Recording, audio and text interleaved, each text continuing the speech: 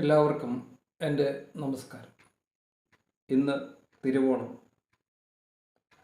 ലോകമെമ്പാടുമുള്ള മലയാളികൾ ഓണം വിരിയുന്ന പ്രതീക്ഷപ്പൂക്കളായ അത്തപ്പൂക്കളങ്ങൾ ഒരുക്കിയും ഓണപ്പുടവ ധരിച്ചും തിരുവോണ സദ്യ ഉണ്ടും ഊഞ്ഞാലാടിയും തുമ്പുതുള്ളലിൽ ഏർപ്പെട്ടും ഓണാഘോഷത്തിൽ പങ്കെടുത്തും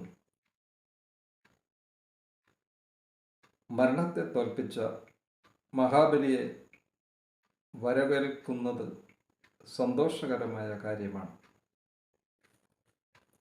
ദേവാസുരന്മാർ തമ്മിൽ യുദ്ധം ആരംഭിച്ചത് ഭഗവാൻ ധന്വന്തരി അമൃതകുംഭവുമായി സമുദ്രത്തിൽ നിന്ന് ഉയർന്നു വന്നപ്പോൾ അമൃതത്തിനായി തിരക്ക് കൂട്ടിയതുകൊണ്ടാണ് അസുര സൈന്യത്തെ നയിച്ച മഹാബലി ചക്രവർത്തി കൊല്ലപ്പെട്ടത്.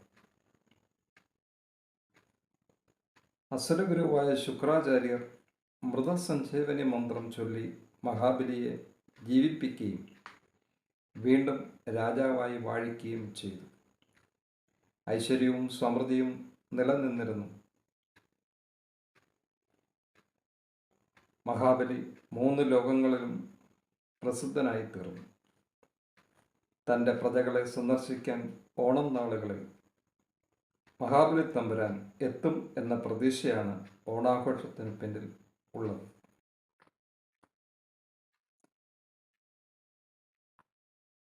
മഞ്ഞ നിറമുള്ള പുള്ളിച്ചിറകുകളുള്ള ഓണത്തുമ്പികൾ പറന്നെത്തുന്നത് ചിങ്ങമാസത്തിലാണ്. ചിങ്ങം പൊങ്ങുമ്പോൾ തുമ്പിയെത്തും, ചിങ്ങം മങ്ങുമ്പോൾ തുമ്പി പാക്കും എന്ന വരികൾ ഏവരും കേട്ട് കാണുമല്ലോ, അല്ലേ? കവി മധുസൂദനൻ നായർ തൻ്റെ തുമ്പപ്പൂവും തുമ്പിപ്പാട്ടും എന്ന കവിതയിൽ തുമ്പപ്പൂവിനെക്കുറിച്ചും തുമ്പിപ്പാട്ടിനെക്കുറിച്ചും പാട്ടൊഴുകുന്ന പുഴയെക്കുറിച്ചും പൂമ്പുഴയൂറും മലയുണ്ടോ എന്ന് ചോദിക്കുകയാണ് ഈ വരികളിൽ. തുമ്പപ്പൂവെന്നൊരു പൂവുണ്ടോ, തുമ്പിപ്പാട്ടെന്നൊരു പാട്ടുണ്ടോ, പാട്ടൊഴുകുന്ന പുഴയുണ്ടോ, പാട്ടൊഴുകുന്ന പുഴയുണ്ടോ. ഇന്ന് രാവിലെ കളം ചാർത്തലിന് ശേഷം വിളക്ക് കൊളുത്തി തൃക്കാക്കരയപ്പനെ പൂജിക്കുന്ന ചടങ്ങിൽ ശർക്കര, തേൻ, കദളിപ്പഴം കൊണ്ടുള്ള പ്രസാദം നിവേദ്യമായി നൽകുന്നതാണ് ഓണം കൊള്ളൽ ചടങ്ങ്.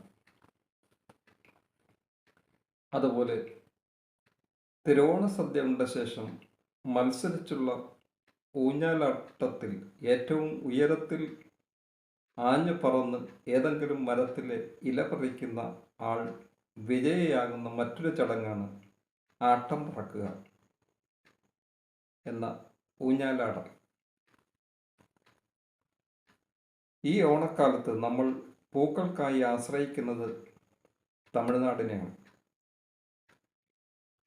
PhD നേടിയ കർഷകനായ ഡോക്ടർ ആർ രാഹുൽ ഒരേക്കർ സ്ഥലത്ത് ശാസ്ത്രീയമായി ജമന്തി കൃഷിയിലൂടെ 1 ടൺ മഞ്ഞ് ഓറഞ്ച് നിറത്തിലുള്ള ജമന്തി പൂക്കൾ നഗര പരിസരത്ത് കൃഷി ചെയ്തു വിജയിച്ചത് കൃഷിയെ സ്നേഹിക്കുന്നവർക്ക് ഒരു പാഠമാണ്.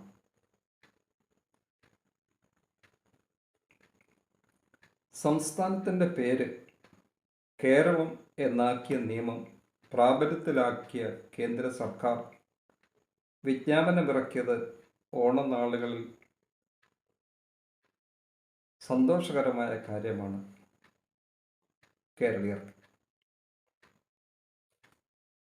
കേരളീയർ എത്ര ഉയരത്തിലെത്തുമ്പോഴും ഈ മണ്ണിനെയും മലയാളത്തെയും മറക്കരുത് എന്നുകൂടി ഈ ഓണം ഓർമ്മിപ്പിക്കുന്നു. കുഞ്ഞുണ്ണി മാഷിൻ്റെ കവിതയായ എനിക്കുണ്ടൊരു ലോകം നിനക്കുണ്ടൊരു ലോകം എന്നത് നമുക്കുണ്ടൊരു ലോകം എന്ന് മാറ്റിപ്പാടാം. മാവേലി തമ്പുരാൻ്റെ കഥയ്ക്കുള്ളിൽ തുടിക്കുന്ന വിശ്വമാനവികതയുടെ സന്ദേശം ഒരുമയുടെ ഉயிருള്ള സംഗീതവും തലമുറകളിൽ കൈമാറി വന്നത് കേരള മണ്ണിൽ നന്മയും കരുണയും നൂറുമേനി വിളയാനുള്ള പ്രാർത്ഥനകളിലൂടെയാണ്. അതാണ് നാം ഇന്ന് കാണുന്ന തിരുവോണക്കാഴ്ചകളെല്ലാം. ഓണത്തെ നമുക്ക് ആയുഷ്കാലത്തിൻ്റെ നന്മ വസന്തത്തിലേക്കുള്ള പ്രവേശികയാക്കാം എന്ന പ്രതിജ്ഞ ചൊല്ലിക്കൊണ്ട് ഇനിയുള്ള ഓണനാളുകളിൽ ഓണാഘോഷത്തിൽ പങ്കെടുത്ത് സന്തോഷിക്കാം. അതെ, അമേരിക്കൻ എഴുത്തുകാരൻ റീത മേ ബ്രൗൺ പറഞ്ഞതുപോലെ ജീവിതത്തിൻ്റെ ഉദ്ദേശം ഓരോ നിമിഷവും സന്തോഷത്തോടെ ജീവിക്കുക എന്നതാകട്ടെ. എല്ലാവർക്കും എൻ്റെ ഓണാശംസകൾ.